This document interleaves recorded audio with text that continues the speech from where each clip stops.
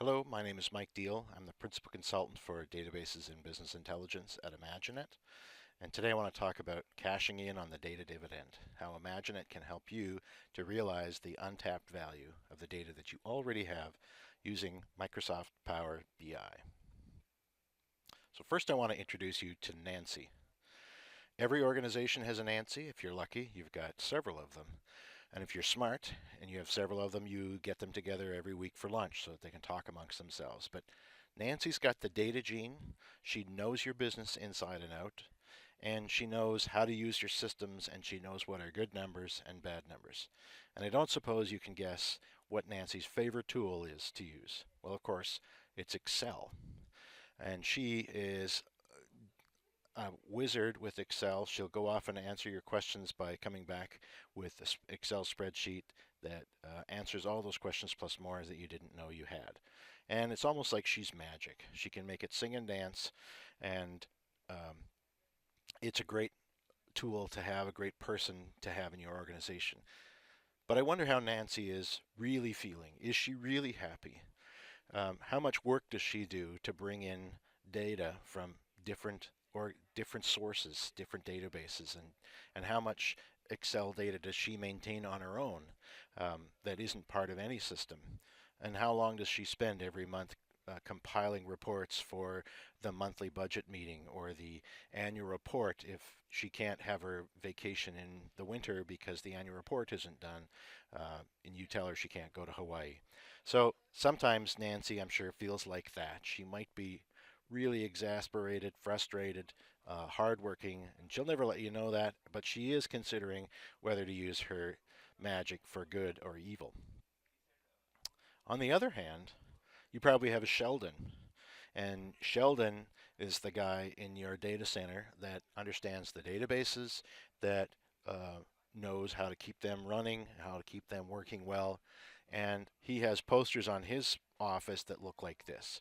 And they might be interesting to me. I'm a data guy. I look at an entity relationship diagram like this and I go, oh, that's very interesting. But often they're fairly cryptic. You can't make head nor tails of them. And you don't really understand what it is Sheldon's telling you about that. And Sheldon can't really tell you the good numbers from the bad numbers. But Sheldon's a very important person in your organization as well.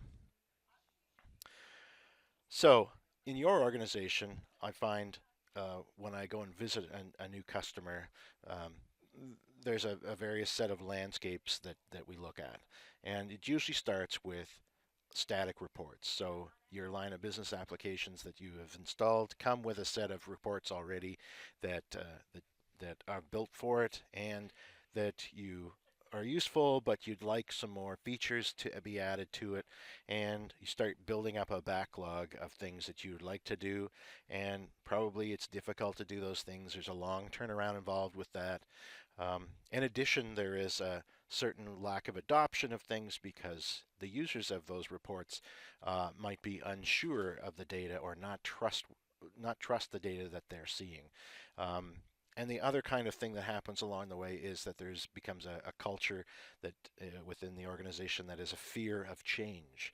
I can't touch that thing because if I change it, it could break this, or I don't know what else might break because of it.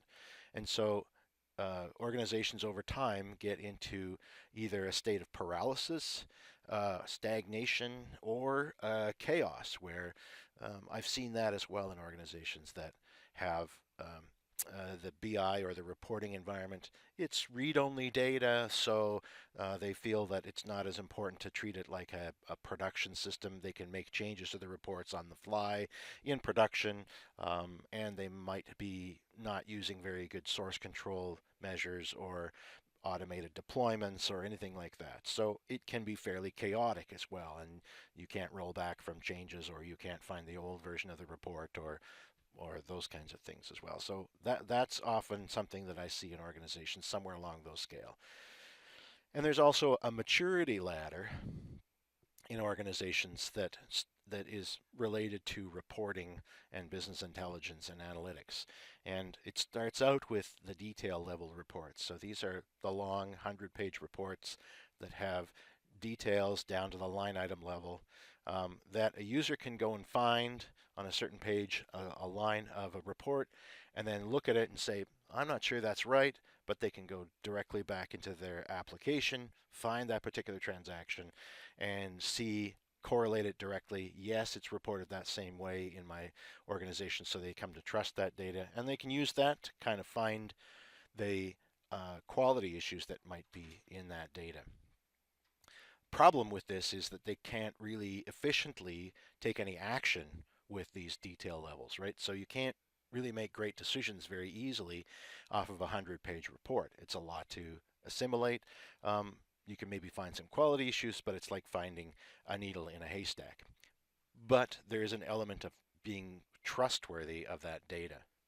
If you can address the trust issues and get people to adopt that, you can move into a level where you're presenting summary information. So suddenly that 100-page report now comes down to 1 or 2 or 3 pages with summaries, information, and if they have the ability to drill from there into the details, that will make those people be able to more trust that data. So now you're looking at summaries, and then you move to a trend information where how can I see where I'm at this year compared to last year? What is the difference between this month and last month? How am I doing on this quarter versus last quarter? And those kinds of identifying those trends. Once you trust those trends and the ability to see those trends, now you can see insights. Oh, in the winter season, these kinds of revenue goes down. And in the summer, my cost goes up of this sort of cost. So now you can look at those things and go, huh, I didn't see that before. What kind of actions can I take as a result of that? How can I adjust my product line for seasonality? How can I adjust my cost, my production by supply chain, and so on? And finally, you get to predictions. If I change something if I take this action in my business, I can predict that my revenue will be affected in this way. Or based on the history of how I've seen things in the past, this kind of a change I predict that will affect my costs in this manner. Amazon is an example of this. When I look at a particular book in Amazon, I want to order that. I get Amazon suggests, here's some other books that people were interested in when they looked at this one. So this is almost like a colleague recommendation. Oh, you should read this book because I read it. I was looking at that particular topic and I read this book and it was interesting. So that gets me some brand loyalty to that thing, or gets me some. They upsell me in that way, but it's a valued service for me, for that customer. So what is the value of your data? Microsoft sponsored IDC in April of 2014 to do a study and a survey of about 2,000 companies worldwide. The results of their survey was that there is a gap between, or they're predicting a gap, a monetary gap between companies that maintain the status quo with their reporting and data investments versus those that are going to be innovative with their data. And so how does that, in what ways do we talking about innovation?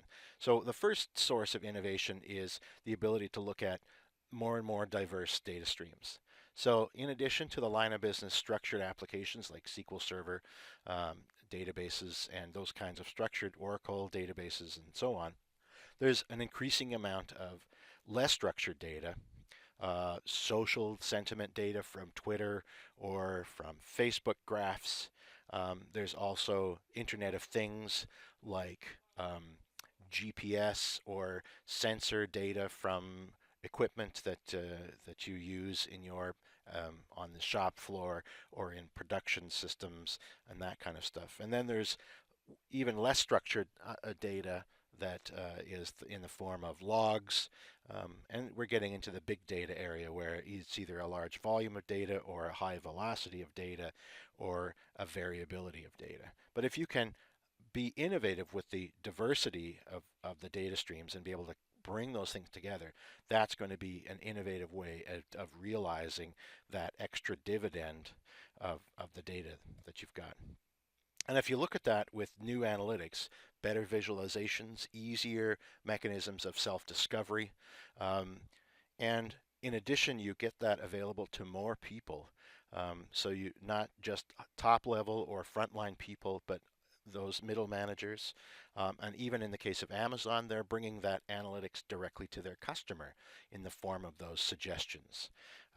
So that brings that data. And the final thing is to get that data, be able to be innovative by getting that data at the right time. So being able to be agile about adding new features and new data points, to be able to get that data quickly to market to the users that are using it, and to have that data be timely as well. So it's not just how well you can adapt to changing conditions, but in terms of reporting functionality and analytics, but also the freshness of the data that you're getting. So if you have um, data that needs to be refreshed daily, that you're able to do that in a timely fashion, or hourly, or if you have a real-time data need, then you might look at doing something like analytics on the way in, where you have a stream of events that are coming through, such as stock trades or currency valuations. And as those events are occurring, that you have an analytical layer on the way in that maintains the aggregations of that data, the summaries of that information, rather than doing it in an after-the-fact ETL type batch job environment. And if you're able to realize some innovations in 4 of these areas, then what you get is that greater data dividend. And that gap is about a 60% gap between those companies that are going to be status quo and the companies that are going to be innovative with the data that they have. And worldwide, over 4 years, that gap totals up to $1.6 trillion worldwide for all the companies. So that's a prediction. That's an awfully large number. But the point is that your organization can be one of those ones that realizes that 60% dividend over your competitors that are status quo and not innovative. And you can get a chunk of that $1.6 trillion in your organization as well. I'm going to come back to the ways that you can realize that data and what areas that you might look at. But right now I want to talk about the Microsoft Power BI stack of products. And basically it's in 2 different areas. A large majority of it is hosted in an Excel environment. So making the Nancys of the world happy with Excel and giving them better tools to use Excel. So for example, Power Query is a tool that allows for sucking in data from various different sources, and cleaning it up and filtering it, customizing it, renaming it, and loading it into a model that can be easily consumed and analyzed. So in this case, I've used an example of a web page. You can actually do a screen scrape of a web page and just get data right off of that in terms of the tables that are there or simple elements that are on that page. There's also you can get from SQL Server, from the Azure Data Marketplace, from a whole bunch of different sources. And Wikipedia is an example of those things. And you can actually go out and query for these things. And this ability gives people the self-serve ETL is essentially what it is, to prepare data to load into a model. The second component of this is Power Pivot. Power Pivot is an in-memory database model that runs inside of Excel and can handle tables with millions of rows in it with a surprising ease in terms of the speed of accessing and storing and the size of storage.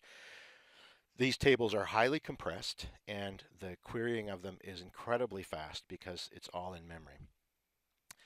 And this particular engine allows me to bring in data from lots of different sources, relate it together, and then aggregate values out of it instantly and slice and dice in lots of different ways.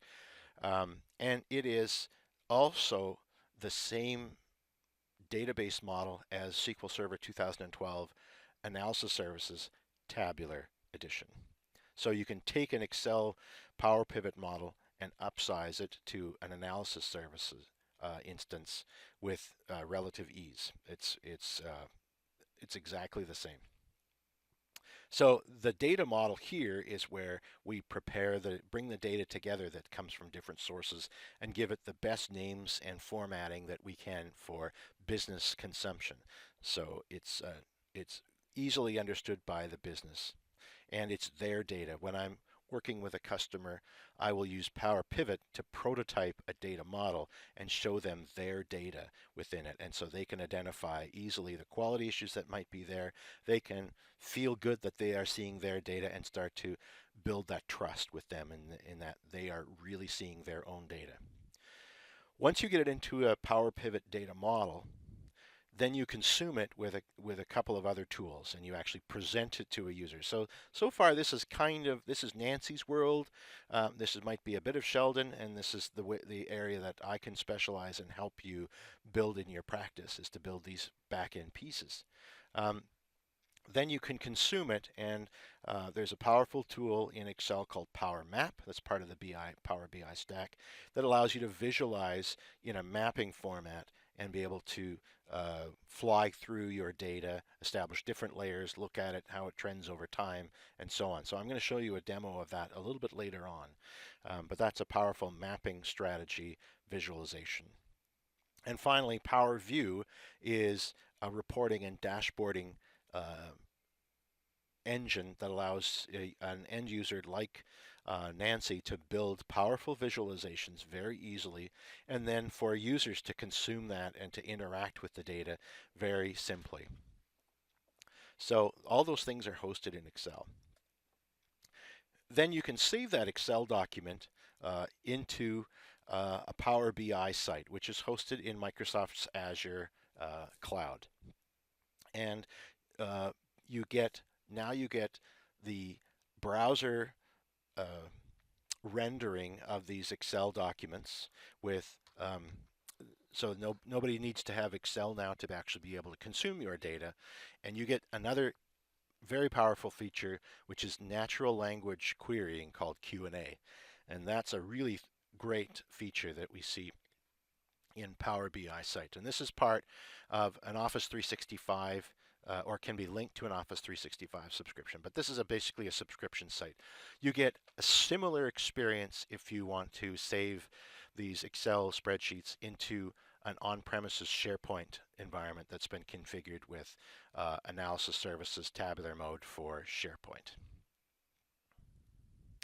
And finally, we have the Power BI mobile apps that have been released for the Apple iPhone and iPod, and as well there's a Power BI Windows 8 App Store application that allows you to connect to these Power BI sites and have these visualizations on your tablet applications or your tablet devices and be able to interact with them on a mobile device. So that's a great way of actually consuming that, especially for people that are traveling or in the field or in operations and things like that.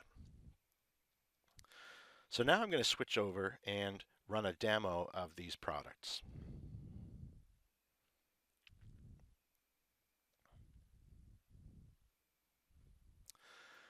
So here I've got an Excel document, and I've brought in some data from Statistics Canada, a data set about neighborhood incomes, employment incomes, and the average age of people there and how many people are there.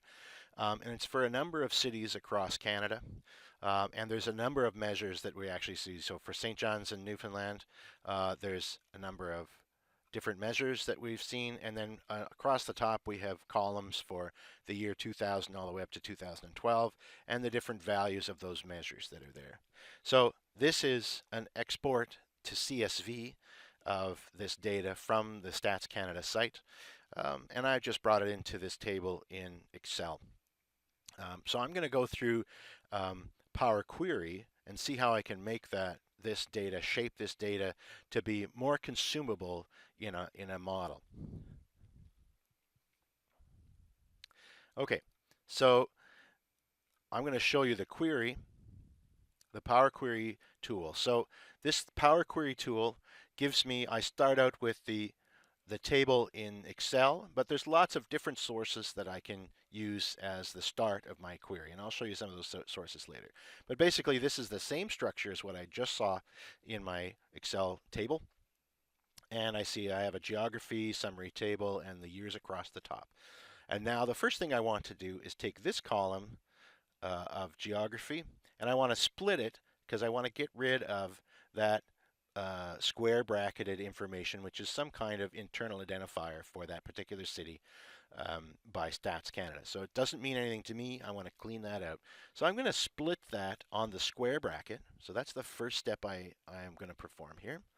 And it actually creates two columns, and this column I'm basically going to throw away at some later point. I'm going to do the same thing with the summary table column. I want to break off that code at the end, but in some of these ones I have actually average age of tax filers bracket years, and so it's not just the first round bracket that I want to do, but it's actually the last one from the right end. So I'm going to split that column again, but I'm going to take it from the other end. So that's this step here, and now I've got summary table 1 with that cleaned up value in there, and then this is a junk value. I'm going to get rid of that in a second. Now the next thing I want to do is take all of these columns here from 2000 all the way out to the end, and I want to actually pivot the year down in and put it as a row. So for every one of these columns, I want a row with that value in it. Instead of having rows across the columns across the top for the year. So I'll have a year for 2000, and so I'm going to unpivot those columns. I'm going to go look at that when I've done that step. So now I've got geography, summary, and now I've taken that attribute, which was the column name 2000 to 2012, and the value, which is the measure that was in that cell. Okay, so that's the next step that I've done. Now the last thing that I want to do, aside from some cleanup in terms of shaping this, is to take this column and say, I actually want a column called number of tax filers with the value of 127,920 in it.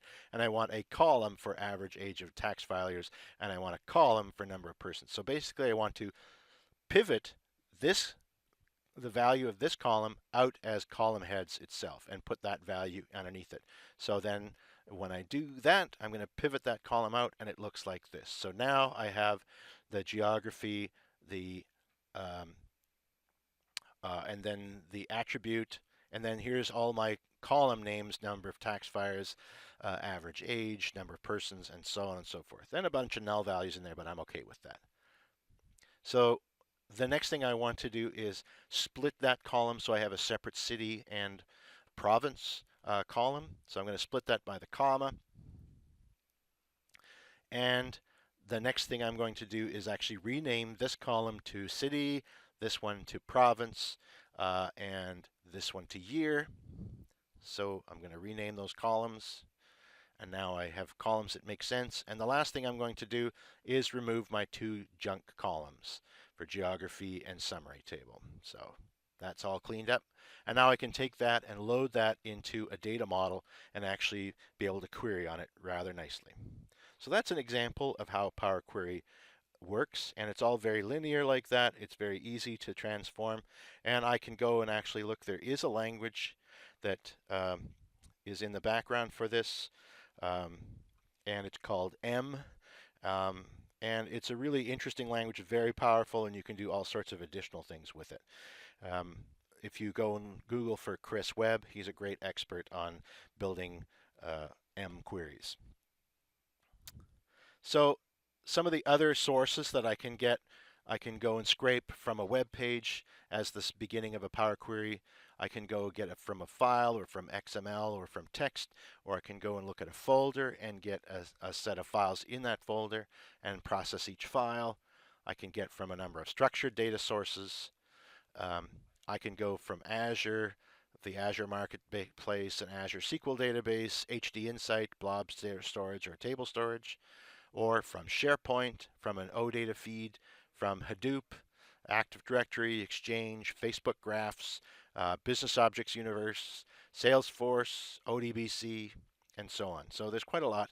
And you can also do a search for a source. So let's say I'm interested in US city population. I can just type that in and do a search. And Power BI is going to give me some information about where I found them. These are Wikipedias, articles that have some data in it. So Microsoft and Wikipedia have got together in terms of making the structure of consumption of Wikipedia data fairly simple for you to do. And you can go use that one as well. And if I'm connected, if I'm logged on to my Power BI subscription, then my other Power Query sources that I have published up into Power BI also become searchable here. So if you have some particular data sources and queries that you've built that have a lot of intelligence in them, and then you want to have a standard thing, then people can find it within your organization here as well. So that's a great feature to be able to go and find the kind of data that you're asking for. Okay, so that's Power Query, allows you to load things into Power Pivot. So I'm going to go and look at the Power Pivot data model that I've got in this sample database, or sample document in Excel. And here is the neighborhood income stats, city, province, year, number of tax files, and so on. And it looks just like a table, and it looks a lot like Excel. And I can look at, for example, the distinct set of values that are in city. So I can see those things, and I can say, does this look like your data, right? So when I'm building a model and trying it out with a customer or a client, I am starting with this and showing them their data. So if I have an average age of tax filers, I can see what those values are.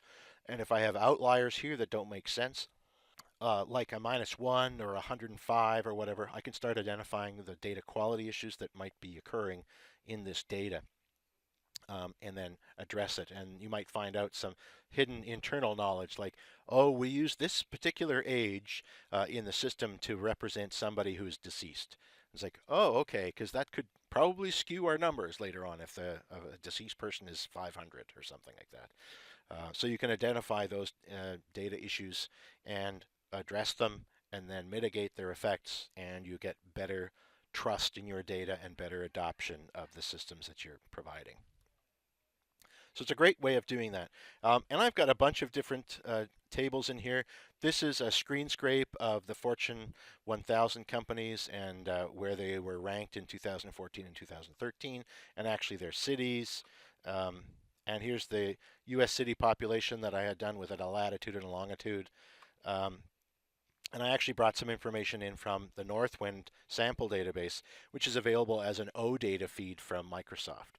So if you look at odata.microsoft.com, there's a bunch of sample feeds in there that you can bring in. But this is basically the Northwind product database with orders and so on. So I'm looking at products here, and I'm looking at orders of those products, and I'm looking at the categories of those products. And I brought those in together. And I can establish relationships. I can do quite a lot of extra things in Power Pivot. I'm just going to keep moving on this one because there's a lot of features there that aren't really relevant to today, but there's a powerful development environment there as well. But here is the overall diagram view of the model that I've got in place here. And I see that there's lines drawn between products and categories and products and orders. And I can define those in this case, they came from the same source and there was relationships defined in the source. So Power Pivot discovered those directly and I didn't have to define them. But if I had other data sources that are in here, I can specifically tell that a particular table is related to another one through a column relationship. And this is where the power of correlating data from multiple sources really becomes evident. And in some cases, when I've done a Power Pivot model, I worked with a company that that was actually a government agency that had project data in one system, timesheet data in another system, and financial data in their financial system. And we brought those three sources into the same data set into a data model. And when I was showing them their proof of concept meeting to the stakeholders, we had a bunch of managers in the room, and they stopped me at a particular point and said, okay, I've never seen this, that we have this many hours logged for this project, and we have spent this many dollars against that in other expenses. And that doesn't really fit with our mandate. Why is that? And can you drill down into this area here because I need to see that number? And they were basically taking down details that they were seeing in the visualizations that I was presenting them. And I could hardly keep them in the meeting at the time because they wanted to rush off and go and make some changes based on what they were seeing there. So when people see the ability to correlate data from multiple sources that they haven't had before. It's a very powerful thing. So I'm going to move on from Power Pivot and actually move on to the visualization section. And first thing I want to show you is Power Map. So I'm going to take this map that I've created, and this basically takes that StatsCan data, and I've done a little bit of massaging of it. I've taken the ages and banded them into 5-year increments, so 30 to 34 and so on. I don't really want to see 29, 31, 32. I've banded them together. So each of the different colors of the bars are the age band, and the height of the bar is the amount of revenue. And I have a play axis at the bottom here that says for 2013, and I can drag it around and see the changes of these things. So I actually play through time as well from 2000 all the way to 2013. This is what Western Canada's average income looked like and the age groups. And about 2008, we see that smaller cities were actually being measured as well. So that's how that looks. I can go and navigate around here. I can see the Eastern Canada in information in the same way, and I can actually move it as it's going. I can add layers to this, and I can go out and create a video or a screen capture of this. But if you take a video, then you can narrate along the way and explain things and produce a video that you could use in an annual meeting or in a promotional video on your web page or things like that. Or this tool can merely be a good meeting tool for exploring the data, but from a very visual perspective. And if I hover over, say that one in Thompson, Manitoba, the median age group was 30 to 34, and they made $205,000 in 2012. So that's the Power Map tool, and this is a tool that is basically exposed only through Excel. So you don't get this same experience in the browser when you push it up to Power BI. This particular aspect is not in Power BI in the website. So now I'm going to show you Power View. And here's the orders dashboard that I've created. And I've taken the category of the product and put it in here as for units in stock. So I see how much is in stock right now. And I have along the bottom here the quantity ordered by order date over time. And I see a map view, which is the amount of revenue or gross sales for summarized by country. So I see US and Canada and so on.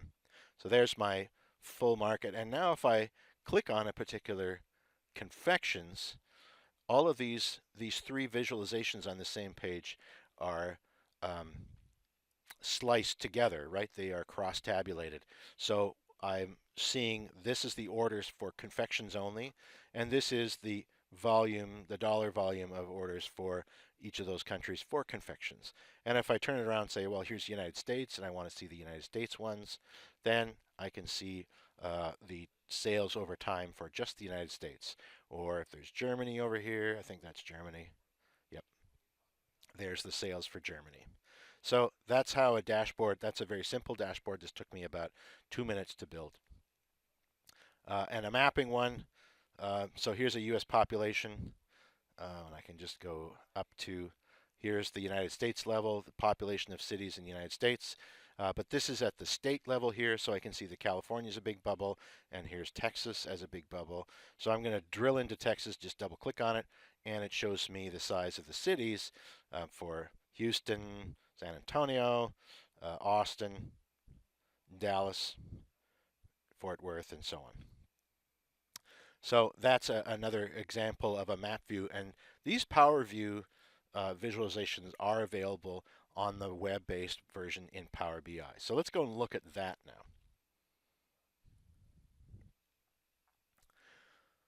So here's Power BI, and I've taken that Excel document and I've uploaded it into Power BI. And I have 2 more clicks after I've uploaded it. One click brings it into the featured reports area, and another click enables it for the Q&A feature. So if I just click on this featured report now, I'm going to see this in my browser, and it's going to show me the Excel visualizations in PowerView, and as well as the other Excel pages that you choose to explore. So this is the same PowerView report for orders, and I interact with it exactly the same way. And I can go and look at the US population as well. And I can go and see other spreadsheets that I may have chosen to expose here. So this is the Excel experience as well. And this allows people to, without using Excel, to actually browse your thing. Okay, so that's the Excel rendering experience in Power BI. But here's so now you've got places where if there are queries embedded in those reports, they now become a data source that can be consumed and searched by other documents as well. So now I'm going to show you the Q&A feature for Power BI. And it's basically a search, a natural language search that I can just type in things. So I'm going to say show order, I'm going to say show quantity by category and ship country. So that is showing me the orders that I've got, the quantity of orders, and the ship country for different categories. And I can say, well, I just want to see show quantity by ship country for beverages. So now that's automatically restricting the beverages. So I didn't have to say that that was a product category. It said, oh, I know that beverages is a product category. And if I wanted to change that view into a map, I'm just going to enable the Bing services. And now I see that quantity by ship country for beverages. And I'm going to say, I don't want to just see beverages. I want to see by category.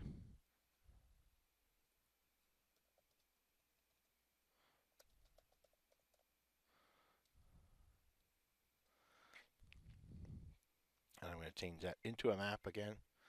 And now I get a little pie chart of the USA and what are the different categories and how much are in each one of these categories in terms of their quantities. And I can say for 1998. Really doesn't like the map view very much, but there's the 1998 shipments. Now I can take that and I can say, okay, I want to send this particular visualization to somebody that might be interested in it, and they will get a link that they can go to see this particular view of it. I can also say, maybe these results didn't make sense. I'm not sure why it gave me or it didn't give me data that I was expecting. So you could mark this one and say, this isn't really helpful, this one. And then the people who are managing the Power BI site, say Nancy, she can look at these queries and go, huh, all right, we didn't get the answer we wanted to. What can I do in the data model that will make it more usable or give the results that we want? And maybe that's a case of adding a synonym. So when Power BI goes and looks at these data models for Q&A, it comes up with a number of synonyms for the names that are used within the model itself. And so, for example, client, there might be a term that's used in the data model, but you most often use customer. So you could add that as a synonym. So when people say customer, they really mean client.